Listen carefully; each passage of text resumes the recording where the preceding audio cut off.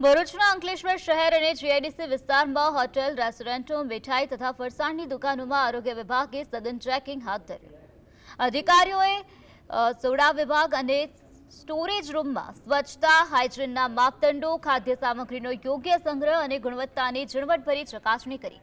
નિયમો અને સ્વચ્છતાનું ઉલ્લંઘન કરનાર સંચાલકોને સ્થળ પર જ નોટિસ ફટકારીને કડક પાલન કરવાની તાકીદ કરવામાં આવી।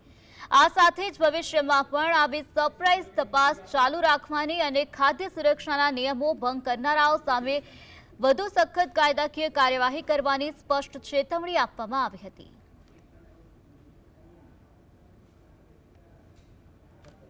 તમામ હોટલ રેસ્ટોરન્ટના આકસ્મિક તપાસણી કરવાના હુકમ થયેલ છે, જે અંતર્ગત અમોએ અંકલેશ્વર શહેર વિસ્તારમાં જીઆઈડીસી વિસ્તારમાં આવેલી હોટલો તેમજ વિવિધ ફૂડ પ્રોડક્ટ્સ વેચતી દુકાનો અને એમની વિઝિટ કરી નોટિસો પણ આજે આપવામાં આવેલ છે। તો તમામને અનુરોધ છે કે કાયદાકીય અને નિયમ મુજબનું ફૂડ પ્રોડક્ટ્સનું વેચાણ કરવું।